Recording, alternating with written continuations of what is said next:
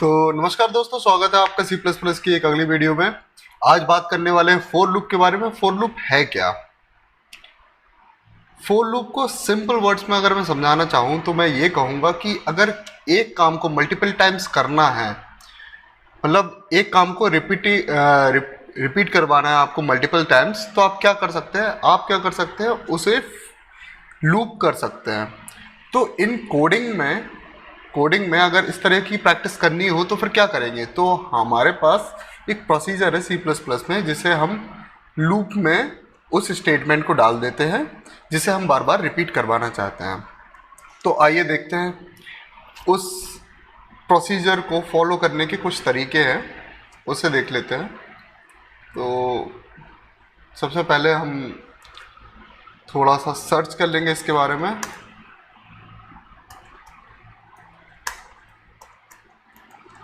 वैसे लूप तो अलग अलग तरीके के होते हैं।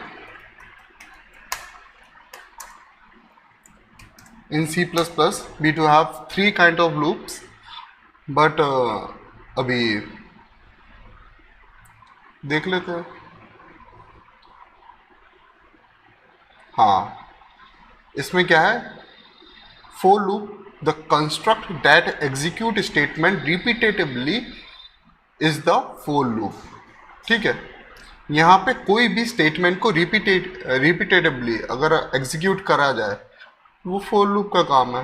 ठीक है, वैसे लूप में भी यही है, जो नॉर्मल लूप होता है उसकी डेफिनेशन भी यही है।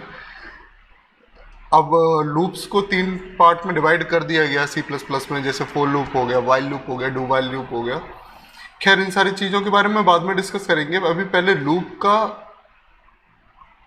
फ्लो चार्ट देख लेते हैं।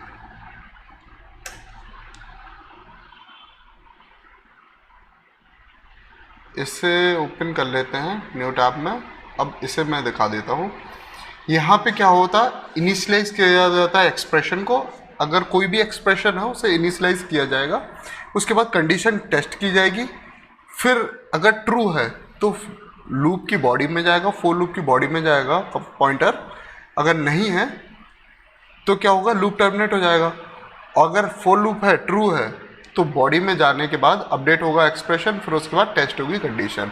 खैर, ये चीज़ अभी समझ में नहीं आई होगी, लेकिन मैंने इसलिए बताया क्योंकि जब मैं ये कोड करूँगा तो आपको थोड़ा सा इसका ओवरव्यू मिल जाएगा।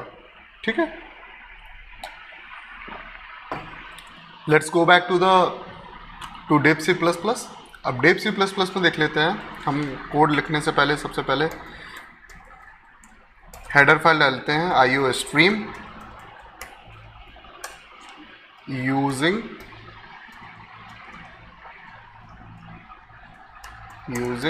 name is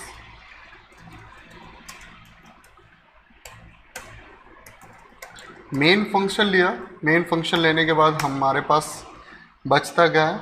अब चलो लूप को थोड़ा सा मैं कमेंट में बता देता हूँ। फॉर्मेट होता है क्या इसका? फोर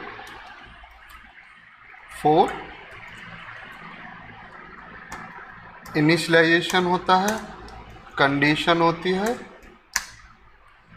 अपडेशन होता है,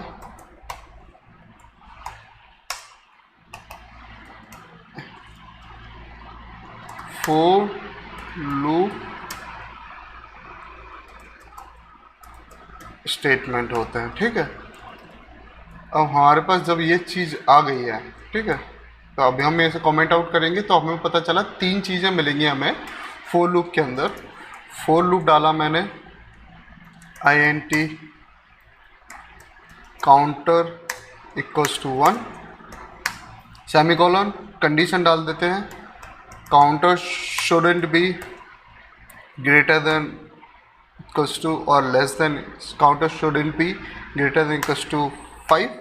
मतलब काउंटर 5 से ना ज़्यादा होना चाहिए, ना कम हो, मतलब ना ज़्यादा होना चाहिए, ज़्यादा होना ही नहीं चाहिए। मतलब काउंटर की वैल्यू क्या रहनी चाहिए? 5 से कम रहनी चाहिए और 5 तक ही रह सकती है। काउंटर को बढ़ा देंगे यहाँ पे। स्टेटमेंट इसके अंदर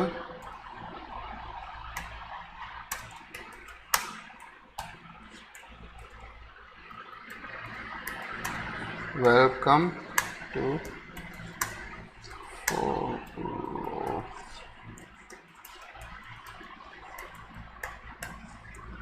ठीक है, अब इसमें हो क्या रहा है, हमने फोर लूप में क्या किया, सबसे पहले इनिशियलाइज कर लिया ये काउंटर को, और काउंटर में कंडीशन डाल दी कि काउंटर की वैल्यू 5 से ज़्यादा नहीं होनी चाहिए, मतलब काउंटर की वैल्यू 5 से कम रह सकती है या 5 के बराबर रह सकती है, 5 से ज़्यादा नहीं हो सकती है। ठीक है, अब वैल्यू बढ़ाने के लिए हमने क्या कर दिया, अपडेट कर दिया काउंटर को बाई +1। ठीक है, अब मेरे पास ये 3 चीज़ें हो चुकी हैं। अब यहाँ पे चलो go back to the flow chart again, initialize कर दिया कंडीशन को, टेस्ट किया कंडीशन, टेस्ट का मतलब यहाँ पे कि काउंटर की वैल्यू क्या 5 से ज़्यादा तो नहीं है, अगर नहीं है तो लूप की बॉडी में जाएगा। ठीक है, ये प्रिंट करवा देगा और उसके बाद क्या करेगा, अपडेट करेगा एक्सप्रेशन को। अपडेट करने के बाद अगेन चेक करेगा, अगर ट्रू है तो ठीक है, फिर अपडेट कर देगा, फिर एक्सप्रेशन को चेक करेगा अनटिल अनलेस कि एक्सप्रेशन फॉल्स ना हो जाए। जब ये फॉल्स हो जाएगा तो लूप टर्मिनेट हो जाएगा। ठीक है, इतनी बात समझ में आ गई।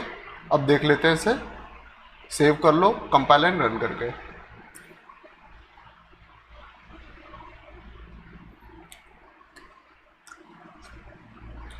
अपने हिसाब से 5 बार चलना चाहिए। Welcome to the for loop. ठीक है, 5 बार चला। यहाँ पे काउंटर की वैल्यू और देख लेते हैं। चलो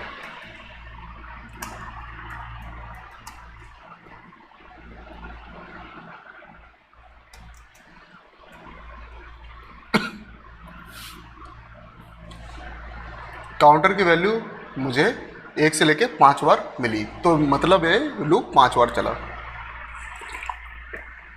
आई होप ये आपको वैल्यू ये आपको चीज़ समझ में आ गई होगी।